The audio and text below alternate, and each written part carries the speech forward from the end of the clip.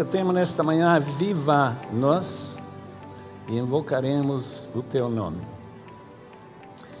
Essa palavra, aviva-nos, aconteceu comigo uns dias atrás, quando inesperadamente, saindo da casa, eu caí como uma árvore, sem nem usar as mãos para amolecer essa queda. Quando acordei, 1 minuto, 2 depois, sangue por todo lado. Eu não senti que estava no céu, mas também não senti que estava na terra. Parece que estava em limbo. Se isso acontecer esta manhã, não chorem. O Dr. Edmund, que foi presidente do Wheaton College, quando aqueles famosos Jim Elliot, Ed McCully, todos aqueles que foram mortos em 56, quando ele faleceu no púlpito, como o George Whitefield queria, eu pensei, talvez hoje a gente vai cair aqui e ser levado para a glória. Que bênção seria! Bem, aviva-nos ficaria realmente para a ressurreição. Qualquer avivamento que ocorre nessa terra é sempre passageira. E foi Jonathan Edwards que reconheceu isso. E todos nós que tivemos tido algum toque de avivamento, sabem muito bem qual é o problema. É nossa pecaminosidade, essa mistura, por um lado ser adâmicos e por outro lado ser cristãos. Por um lado ter o Espírito morando em nós e tendo o nosso ego também. E eles não são bons companheiros, não.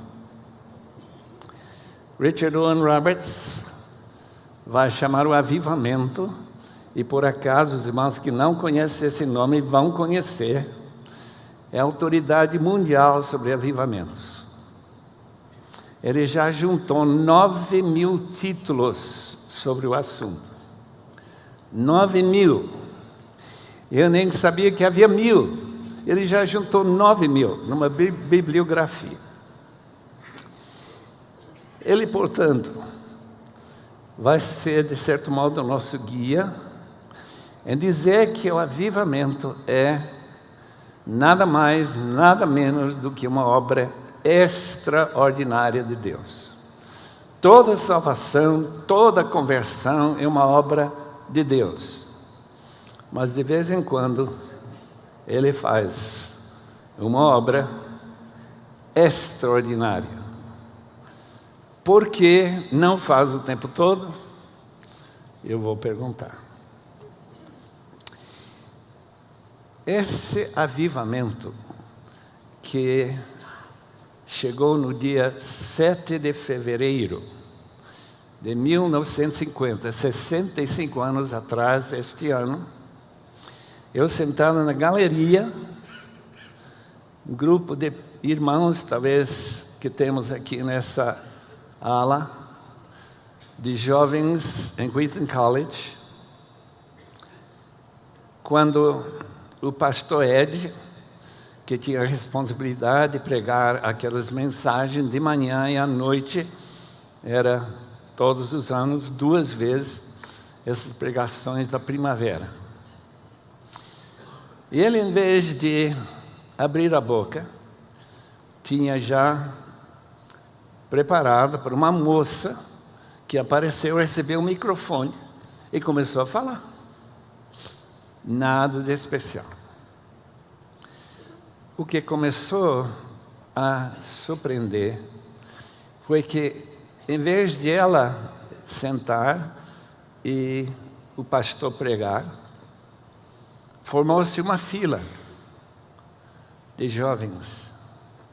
E logo percebemos que Deus estava fazendo uma obra fora de normal. Por quê? Porque as lágrimas começam a correr.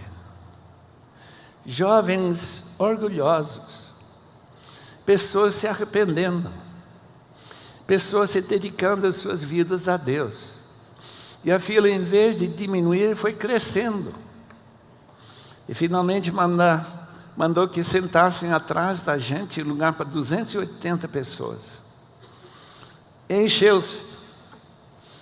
Passou a noite inteira, o dia seguinte inteiro, sem aulas, a noite seguinte, e finalmente começa a diminuir esse fogo celestial e a gente voltou para a normalidade.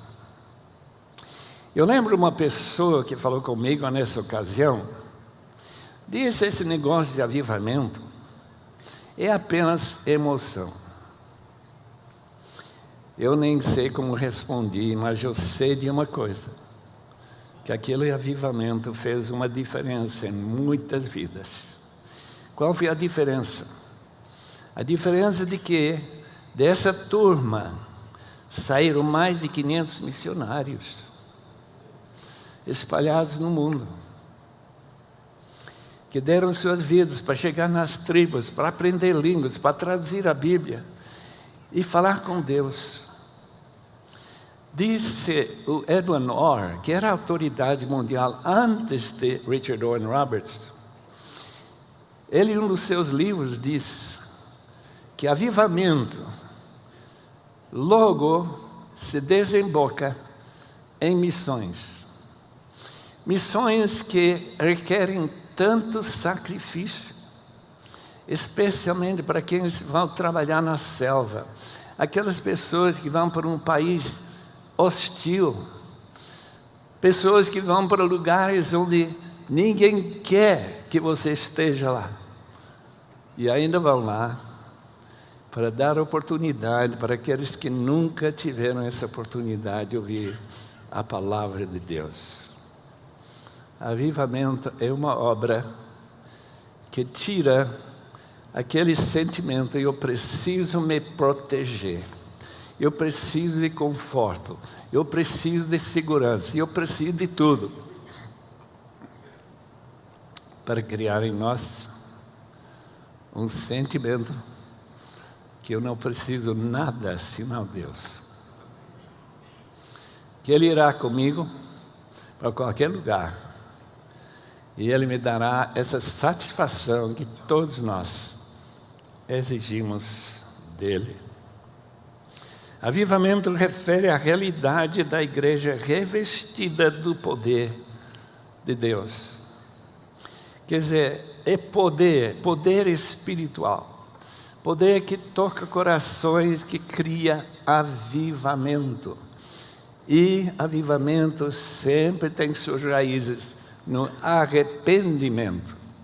Não havendo arrependimento, não há avivamento.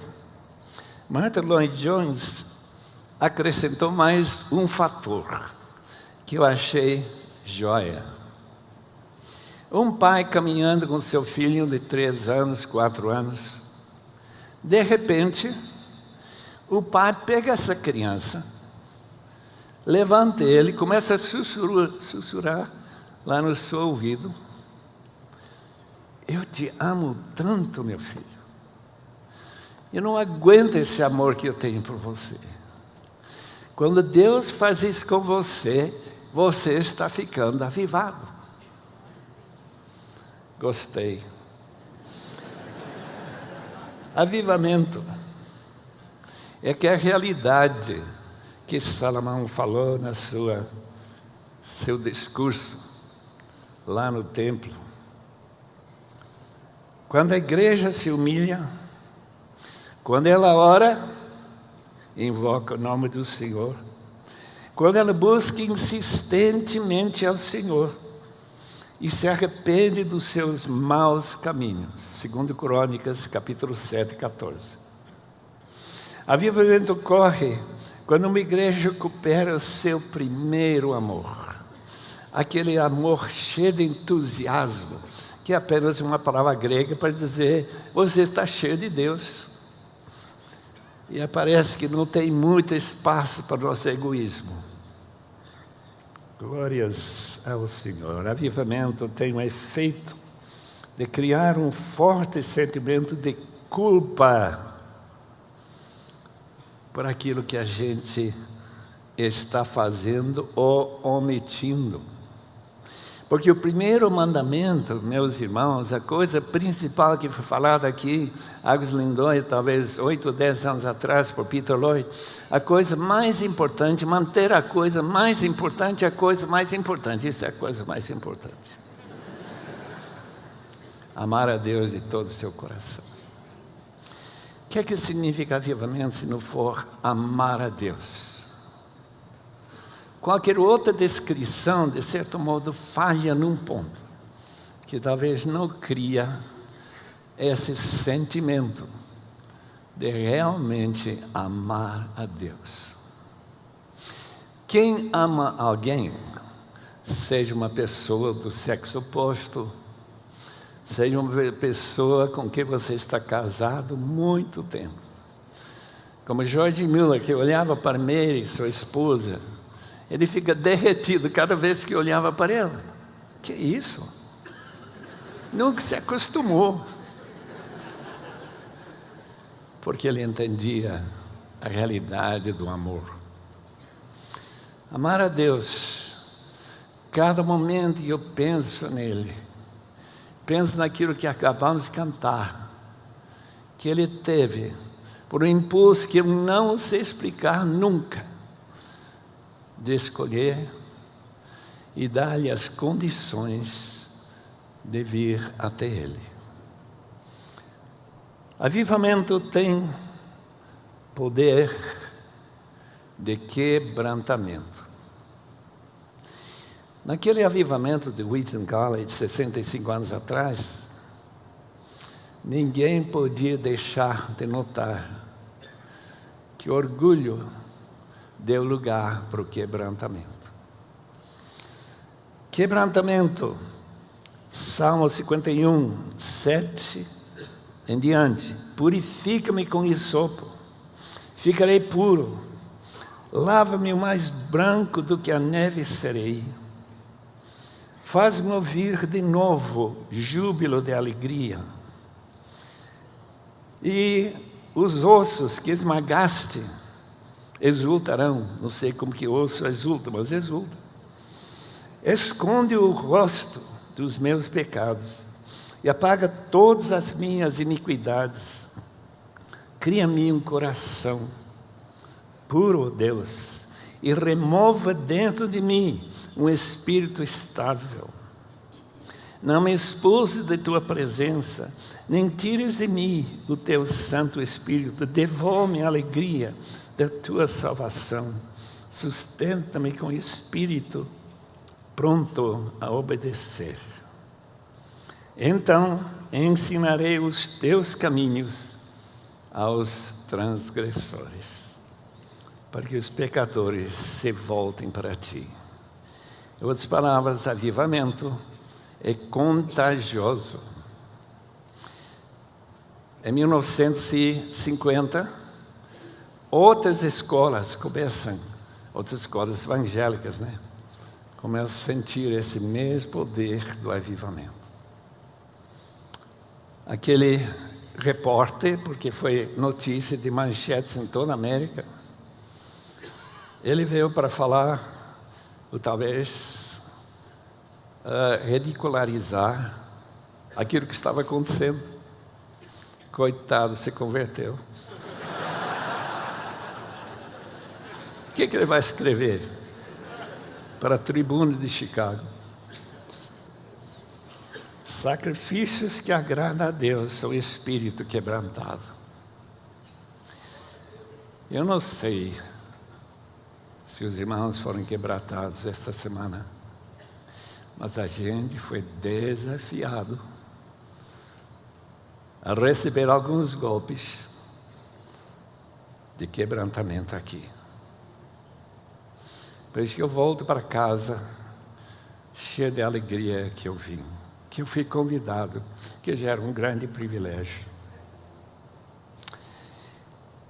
O movimento estudantil, que pouca gente fala hoje, começou mais de 100 anos atrás, uns 130 anos atrás, que George Whistler, pensando naquele primeiro movimento missionário dos Estados Unidos, da América, há 200 anos atrás, em que 5 alunos se reuniram debaixo de uma pilha de feno, numa chuva, para ficarem sequinhos, e eles começam a pensar: precisamos levar o Evangelho para a Índia e para outras terras que não têm oportunidade.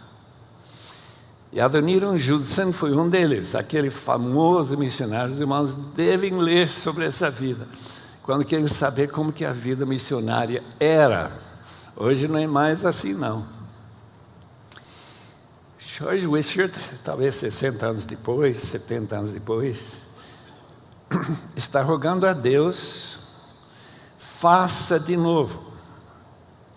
Ele se ajuntou com Roberto Speer e mais um outro homem que ficou famoso no grande congresso, o primeiro congresso missionário da história, Edimburgo, 1910.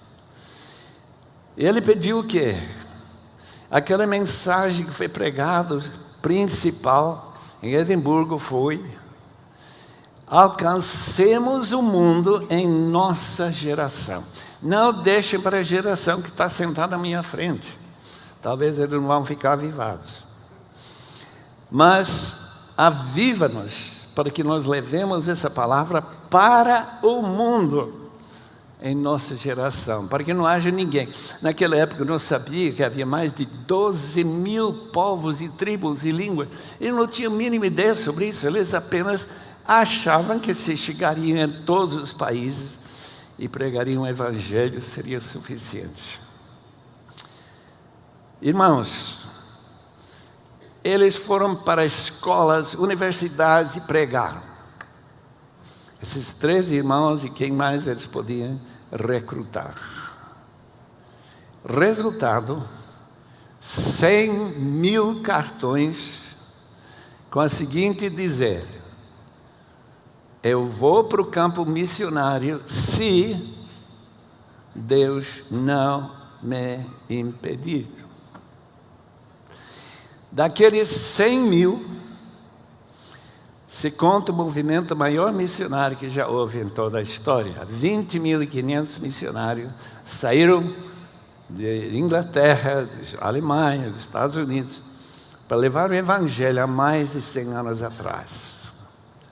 E essas bases de que nós estamos aqui desfrutando foram lançadas naquela época.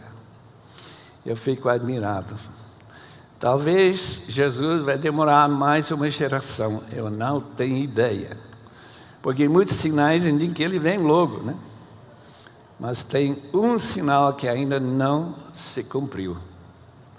Em todas as tribos e povos e línguas, de onde já foram comprados e eleitos, segundo Apocalipse 7, versículo 9, ou capítulo 5, versículo 9, comprados, mas não entregues ainda.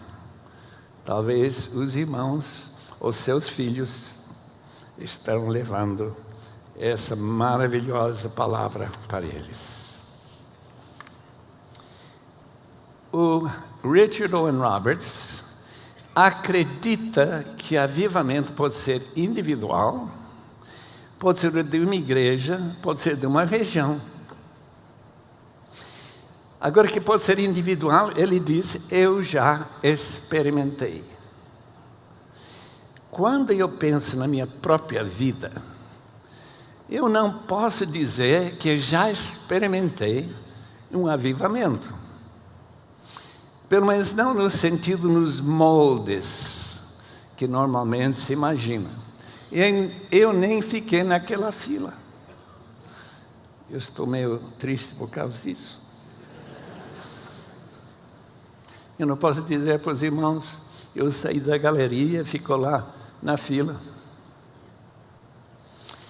Quer dizer, avivamento pessoal, aquela ideia de ser arrebatado, ter uma visão do céu, uma visão de Deus, um sentimento no coração que se Deus é tão maravilhoso, que Ele venha se revelar para mim, que Ele crie dentro do meu coração amor que não tem limites, e que se Ele pedir que eu vou para Timbuktu, já sabe onde que fica, né? No meio da Saara, eu iria. Esse tipo de mudança que nós precisamos.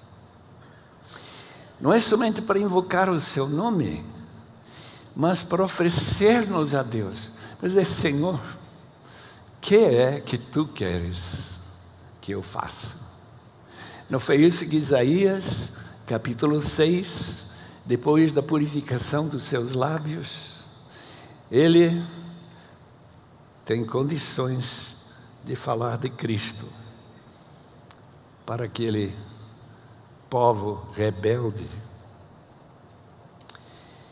Efeito duradouro do avivamento.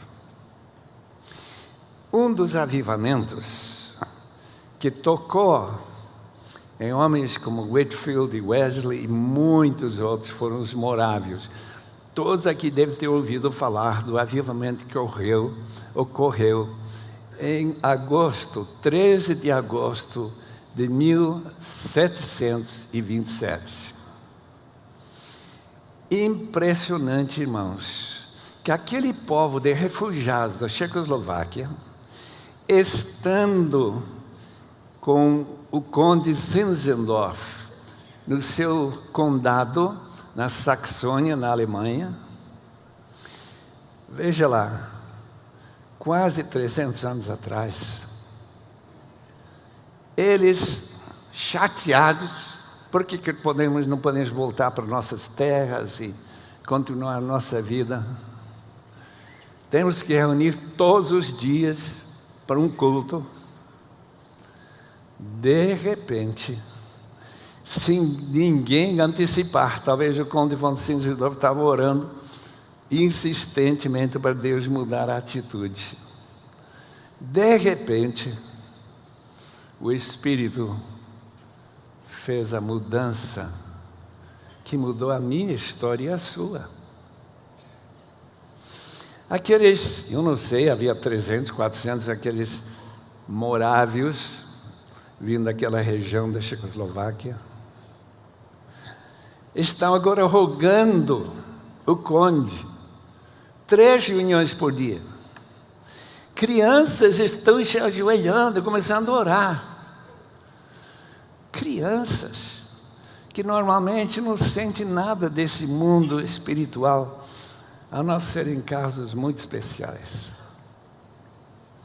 Missionários começam a sair, chegam lá entre os esquimós, chegam lá na África, alguns se tornam escravos no Mediterrâneo, melhor, no Caribe, e lá eles começam a cortar cana junto com os negros, porque eles estão tão felizes em poder servir a Deus e contar as alegrias. Eles chegam a viajar com João Wesley, e Wesley não podia entender como esse povo, numa tempestade em que provavelmente não vão sobreviver, eles estão totalmente calmos, não entendem.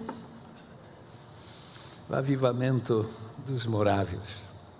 E talvez aquilo que mais impressiona a gente, não somente o fato de que Wesley se converteu através deles, chegou a conhecer a Deus realmente, mesmo que ele ainda não aprendeu muito sobre a soberania de Deus, é verdade, nós ouvimos isso muito bem ontem.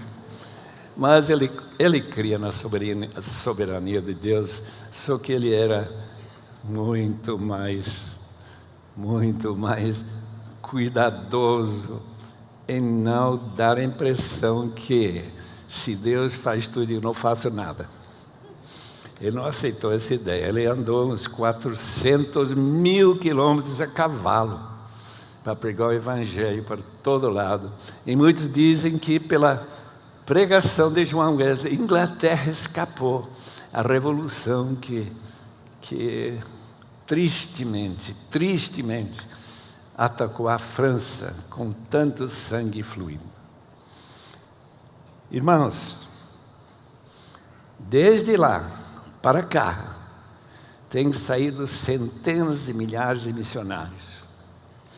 E essa ideia de levar a palavra para o mundo inteiro é ainda vivo no mundo hoje. Mesmo que no Brasil está diminuindo esse fervor missionário, pelo menos alguns me dizem que sim, ainda há alguns irmãos nossos muito especiais, que têm sido usados de uma forma tão extraordinária, como Ronaldo Lidório, lá entre os concombas de Gana. E este irmão Ricardo, que já mencionei, Ricardo Gutierrez, que está indo para o Afeganistão, provavelmente para ser morto, para falar de Cristo, para um povo tão necessitado, onde não havia igreja nenhuma, até mais recentemente. Difícil saber, de fato, se o Brasil tem sido tocado pelo avivamento. Edward Norr, já falecido, num dos seus livros declara que o Brasil passou por algum avivamento. Em 1954, eu não estava aqui, portanto eu não sei o que aconteceu. Mas como ele era autoridade mundial, deve ter sabido que alguma coisa especial aconteceu, nem sei onde. O John Markham Jr. escreveu um artigo na revista Forbes, que é uma revista totalmente secular, financeiro, que o Brasil caminha para ser país capitalista. Não sei se chegou ainda. Está indo. Mas ele diz, isso aconteceu na Inglaterra por causa do avivamento. E se o Brasil está caminhando para esse destino, é porque houve um avivamento no Brasil. E avivamento que corresponde ao avivamento de Wesley Whitefield, essa turma de 1733 em diante. Todo mundo tem que saber de fato se esta multidão que está reunida aqui não é sinal de um avivamento. Um avivamento segundo o tipo que John Markham Jr. escreveu nesse artigo. E outros países da América Latina, Guatemala, Chile e o Brasil, 3 países que estão naquele euforia, pelo menos de algum crescimento, não vamos chamar de teologia reformada em grande parte, muito erro em termos de que a gente deveria estar falando. Mas numa igreja que eu visitei, não sei, uns 8, 10 anos atrás, em Santarém, me deu a impressão nítida. Aqui está acontecendo um avivamento. A Igreja da Paz, projeto amazônica, em que reuniam, naquela época, mais de 2.000 grupos pequenos para estudar a Bíblia, durante a semana. E no domingo, uns 23.000 pessoas em Santarém, reunidas nas igrejas relacionadas com a paz. Eu tive o privilégio de tentar ensinar algo para aquela turma, que eram os líderes daqueles grupos pequenos. E encheram aquela igreja, tinha lugar para 1.000 pessoas, 2 vezes, numa terça-feira à noite. Disse, eu nunca vi uma coisa dessa na minha vida inteira. Além do mais, é uma igreja evangelística. Num domingo não é incomum que umas 300 pessoas se entreguem a Cristo. E além do mais, ele com seus barcos, tem fábrica de barcos, e levando, também produzindo na sua fábrica, filtros que transformam a água dos rios, dos ribeirinhos, água em potável. E quando eles deixam lá, eles voltam para falar de Cristo. E o resultado é a abertura para o Evangelho Naquela época, anos atrás, já era 275 grupos reunindo, e tão difícil alcançá-los com trabalho pastoral e com livros, porque são um povo muito simples, lá nos ribeirinhos dos tantos rios que a Amazônia tem. Seria um avivamento, talvez. Concluímos que o Brasil tem algumas marcas do avivamento, mas faltam algumas marcas também. Eu senti justamente isso na minha própria experiência. Tem certas coisas na vida que Deus nos dá, em que Ele nos aviva, nos dá mais prazer do que a gente tinha antes. Em ler a palavra, em buscar o sentido da palavra, aplicar a minha própria vida e tentar repassar para os outros, talvez seja um sinal de avivamento. Por outro lado, tanto egoísmo, tanto problema com orgulho, tanta dificuldade em falar com pessoas sentadas ao lado no avião ou no ônibus, e ter esse imenso prazer de repassar a palavra de Deus para pessoas que talvez não o conhecem.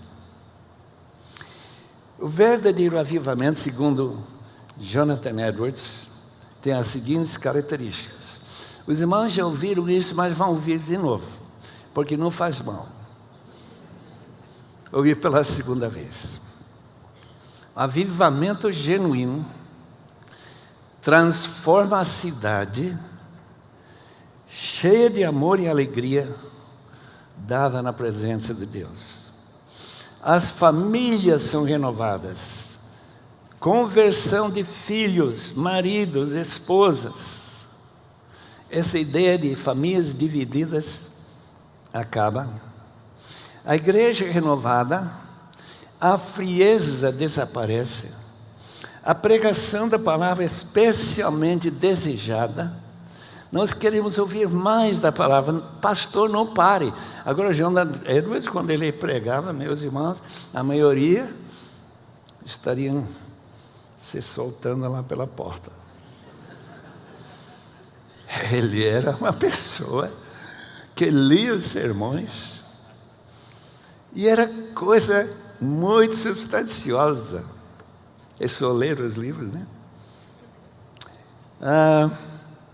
Temas espirituais tornaram-se o centro da vida diária. A gente não tinha vergonha de conversar sobre temas espirituais. Pessoas de todas as idades se convertem, não é apenas crianças. Número extraordinário de homens e mulheres convertidos.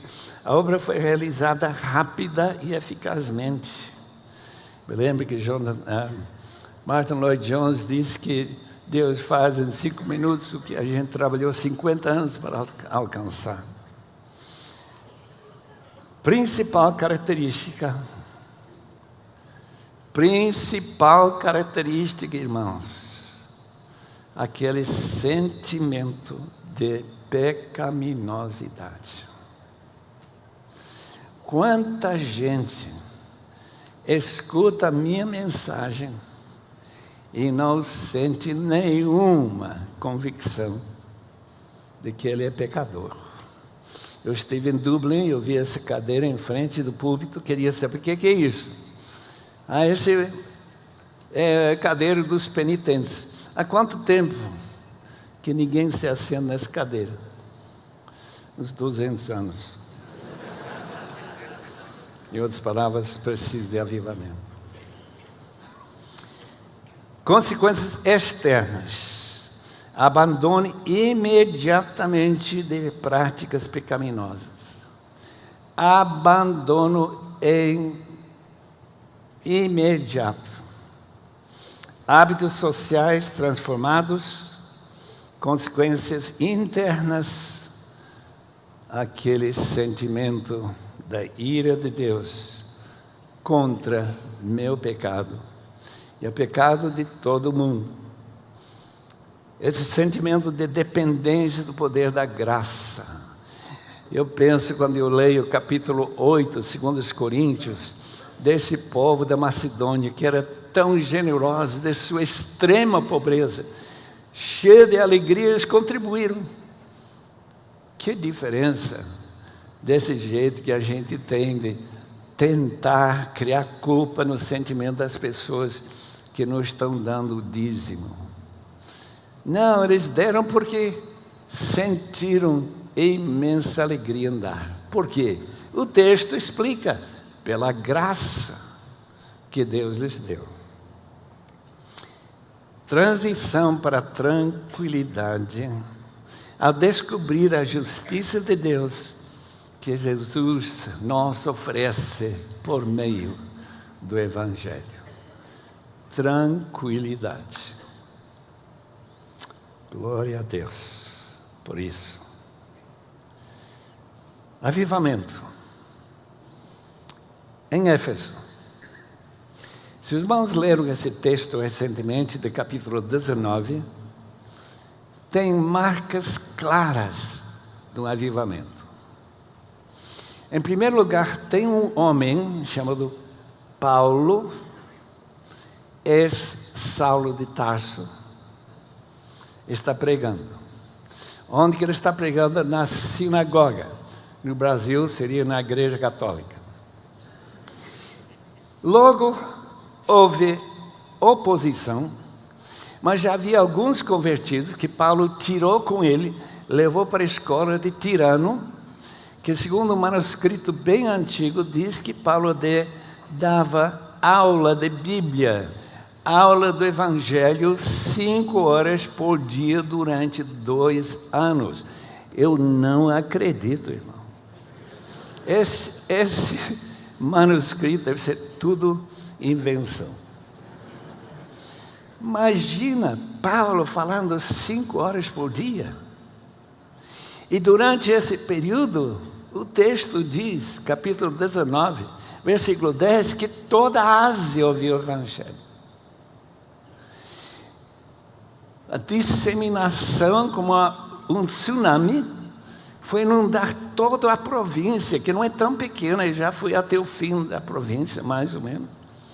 As 7 igrejas da Ásia fundadas, além de Hierápolis e Colossos, e quantos outros que nem sabemos. Nós encontramos o povo chorando, principalmente Paulo chorando. Eu sei que muitos pastores têm dificuldades em chorar, mas quando Paulo volta para falar com aqueles presbíteros, pastores, líderes da igreja de Éfeso, ele lembrava eles de sua vulnerabilidade, essa humilhação das lágrimas correr no seu rosto, e que ele ia de casa em casa, diz capítulo 19,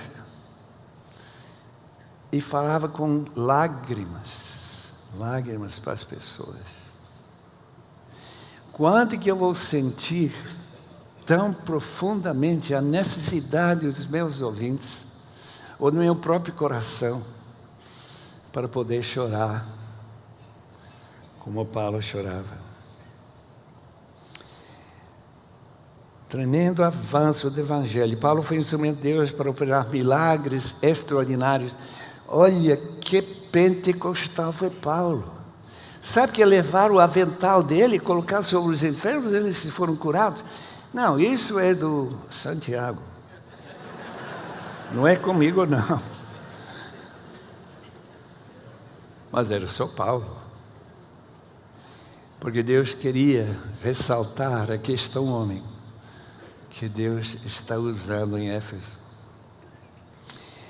Conquista dos poderes malignos. Os irmãos lembram que aqueles filhos de Seva, 7 deles, eles sacerdotes, não sei que tipo de sacerdote, chegam lá e tentam expulsar o demônio faz um deboche deles, diz, olha, Jesus, nós conhecemos, Paulo também e vocês.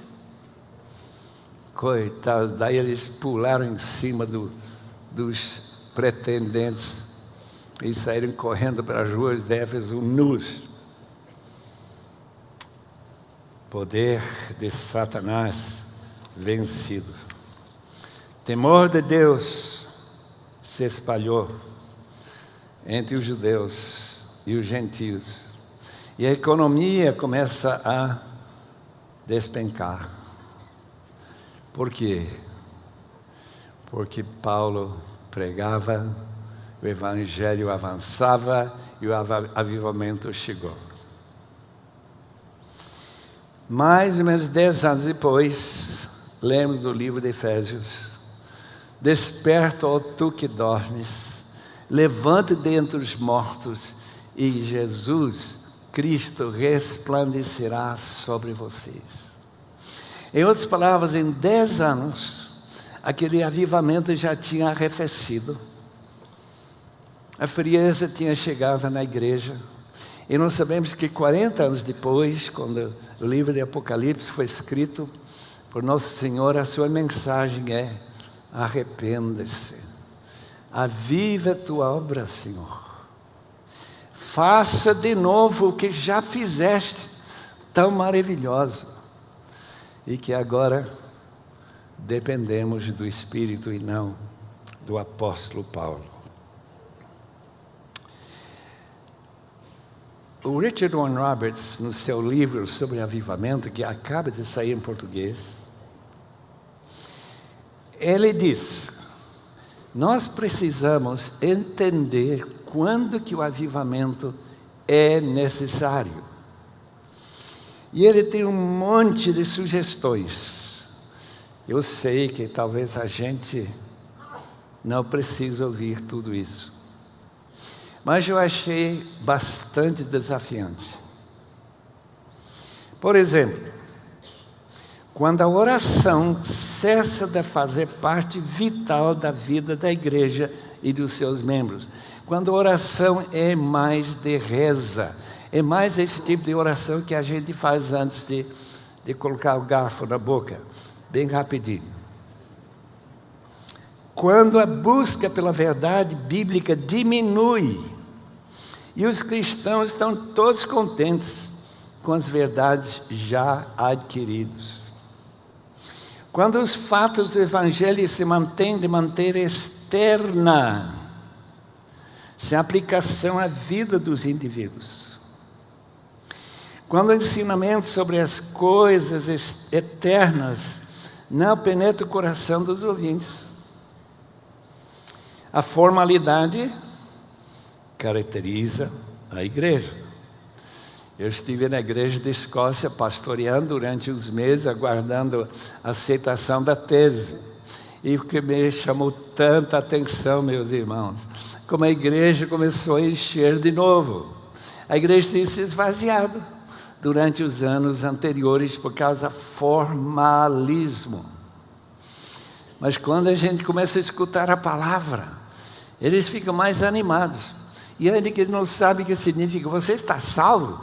Eles dizem, você fala como Billy Graham. Não quero que eu tinha o poder de Billy Graham, apenas que eu falava que a gente precisa se converter. Todo mundo achava que já era cristão. Quando ensinamento sobre as coisas de maior importância não penetra o coração.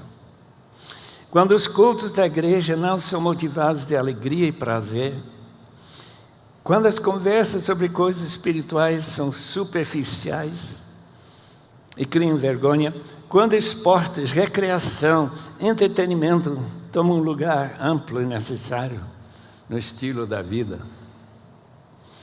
quando pecados do corpo e da mente podem ser praticados sem nenhum reboliço ou problema com a consciência.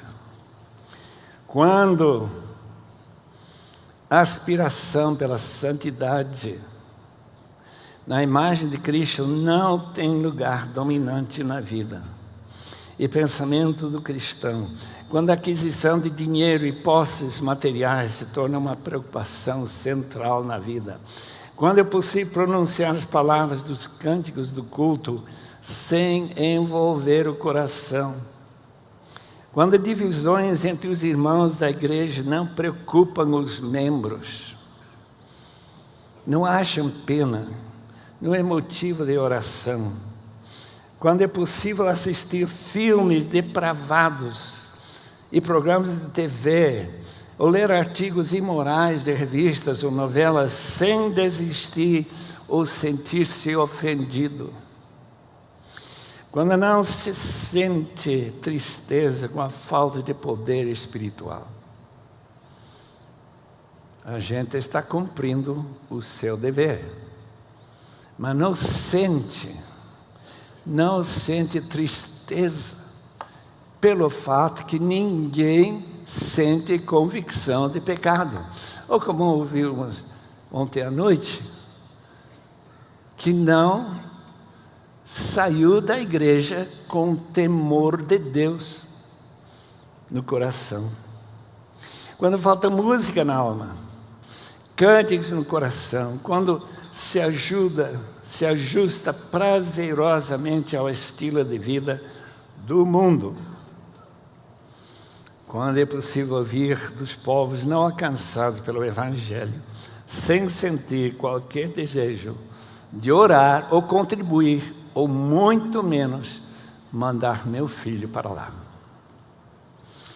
Irmãos, todos sinais da grande necessidade desta oração do Salmo 80, 18, aviva-nos, e invocaremos o teu nome. Que Deus seja misericordioso conosco. Quando que podemos esperar um avivamento? Quando a situação no mundo piora. Eu acho que o dia do avivamento está para chegar no Brasil por causa, segundo Richard Owen Roberts, quando a situação econômica se torna bastante precária, quando problemas políticos e possível agitação dentro do país leva as pessoas a orar, quando o clima moral vai lá embaixo, fundo do poço, porque não podemos esperar avivamento, falta simplicidade. E, acima de tudo, fé. A palavra de Deus ensina que sem fé, Deus não somente não escuta a nossa oração, mas Ele não faz aquilo que a gente pede, porque não temos fé. Eu estive lembrando esta manhã daquele homem que trouxe seu filho para os discípulos, aqueles 9 discípulos, mandaram aquele demônio sair daquele rapaz. E o demônio não fez nada. O que é isso? Esse demônio é duro. Tem situações em que, como diz aquele homem quando Jesus desceu do monte de transfiguração, se tu podes. O que ele está dizendo? Já que seus discípulos não têm poder, talvez o Senhor também não tem. Jesus disse, se tu podes, tudo é possível para quem crê. Eu estive na igreja de Miramar, alguns meses atrás, do pastor Jean, em João Pessoa, Paraíba. Eu entendi que aquele bairro, várias vezes, foi lugar de tentativa de começar uma igreja nova. E nada acontecia. Nada. Pastor Jean, tentando por terceira vez, se não me engano, dizendo: oh Deus, se tu não fazes, e eu creio que tu podes, este bairro não vai ter uma igreja dinâmica em que pessoas são convertidas e o poder de Deus se manifesta. E o avivamento chegou. Eu estive naquela igreja, não tinha lugar para a gente. Já estão comprando casas em volta e a coisa simplesmente explodiu. Por quê? Avivamento. Please finish, eu entendo. Vou parar por aqui. Vamos orar, irmãos. Muitíssimo obrigado, Senhor, por esta conferência, por cada palestrante, cada verdade transmitida, que vem remoendo.